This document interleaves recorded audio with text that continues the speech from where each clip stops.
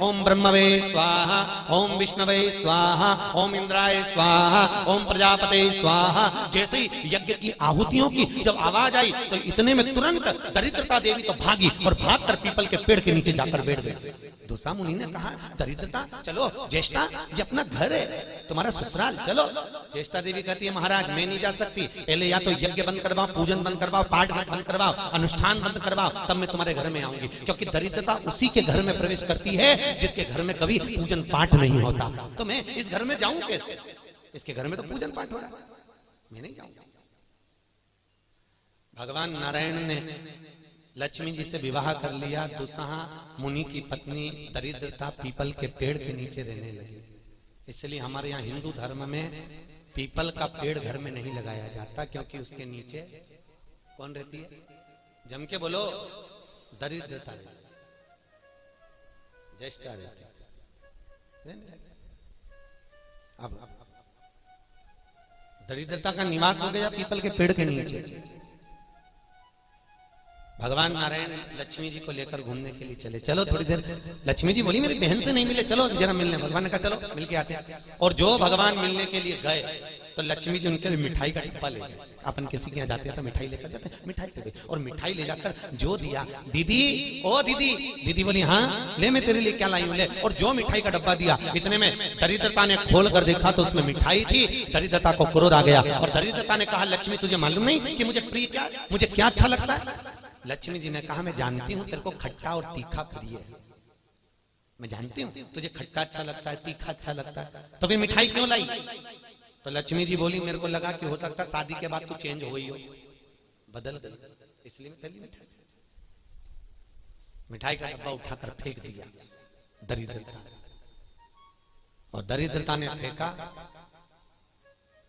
भगवान नारायण देख रहे थे। लक्ष्मी जी ने कहा चले।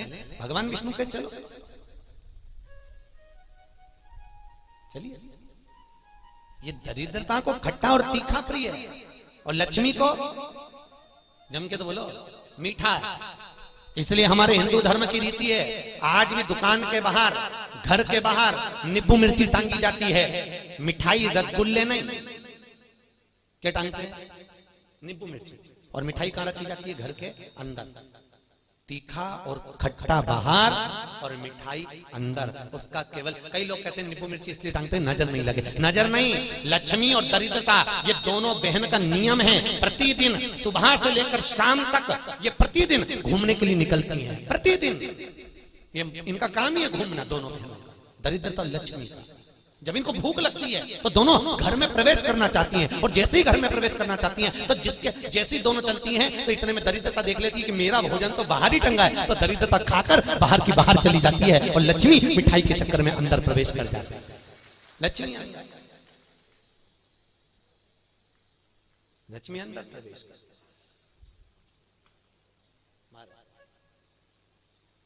इसलिए आज भी नींबू और मिर्ची, हमारे यहाँ शास्त्र रीति हमारा 4 चीजें बेटी की विदाई में नहीं देते। कितनी चीजें? 4। पहली झाड़ू, क्या? झाड़ू। दूसरे नंबर पर चलनी, आटा छानने की चलनी। दूसरे नंबर पर चलनी, तीसरे नंबर पर सुई, और चौथे नंबर पर अचार की बरनी। बेटी की विदाई में नहीं दी जाती।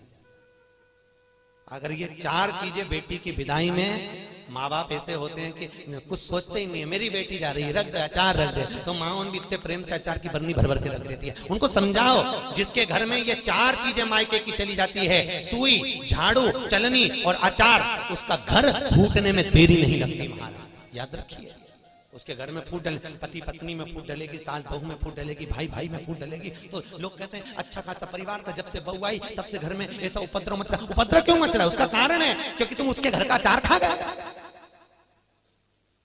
वो बनवा के लिए ही तुमने खा लिया। और अभी भी कह रहे हो हमारी बहू की माँ बहुत अच्छा अचार बनाती है, तुम मंगवा लो और मंगवा लो।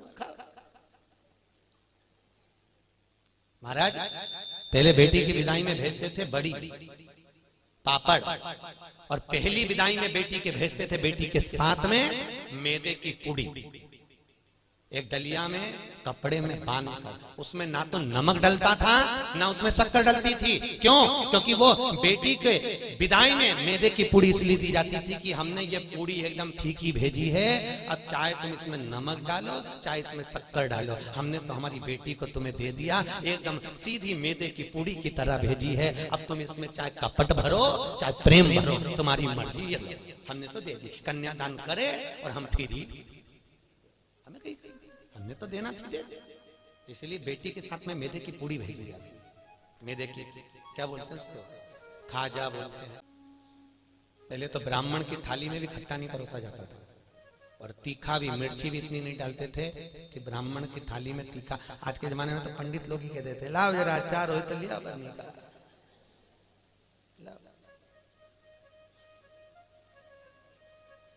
पितरों के जो देवता हैं, किनके देवता? पितरों के। पितरों के देवताओं का नाम है आर्यमा। क्या नाम है? आर्यमा। काय पर बैठते हैं? कौवे पर। काय पर बैठते हैं? कौवे पर। और पितरों के देवता जब आर्यमा श्राद्ध पक्ष में जब घूमने के लिए निकलते हैं तो उनके भोजन में केवल एक मीठा ही दिया जाता है।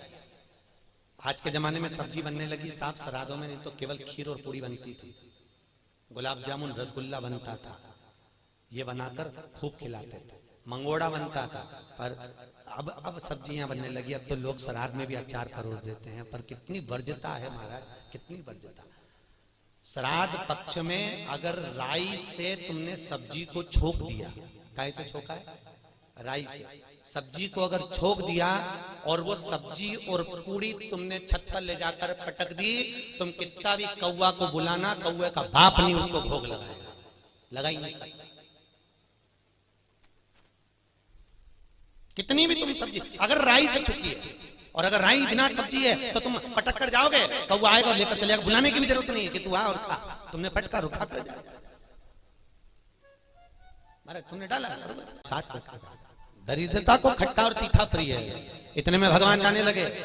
लक्ष्मी जी ने कहा हमारी बहन से मिलने के लिए आए हो, कोई वर दीजिए। भगवान नारायण ने कहा लक्ष्मी आज शनिवार का दिन है, जिस दिन लक्ष्मी और नारायण दोनों इस पीपल के पेड़ के नीचे आए हैं। सुन दरिद्रता देवी, इस पीपल के वृक्ष के नीचे जो शनिवार को दिया लगाएगा वो लक्ष्मी और नारायण को अपने घर ले जाएगा।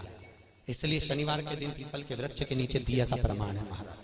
और सुन दरिद्रता देवी, तेरे पेड़ के नीचे जो खाली हाथ आएगा तू उसके घर में प्रवेश करेगी, और जो भरे हाथ से मतलब पानी का लोटा ले जाओ, कंकु ले जाओ, चावल ले जाओ, रोली ले जाओ, कुछ भी, जरा सी शक्कर ले जाओ, गुड़ ले जाओ, आटा ले जाओ, और पीपल के पेड़ के नीचे कभी खाली हाथ मत जाओ। अगर तू खाली हाथ कोई आया तो मेरा क्या पीपल के वृक्ष के नीचे। इतने में तुरंत भगवान बोले तू बोल तुझे क्या चाहिए।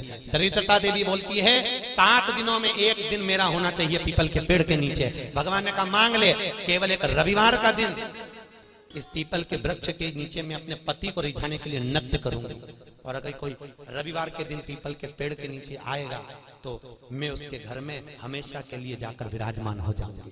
भगवान ने कह दिया तथास्तु।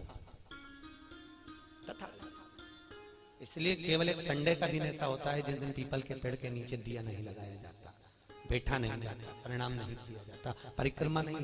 जिनकी दीवालों पर कहीं पीपल लग जाता है ना, किसी किसी के घर में लग जाता है दीवालों के ऊपर, तुम कितना भी पीपल उखाड़ना वो वापस लग जाएगा, फिर उखाड़ो फिर लग जाएगा।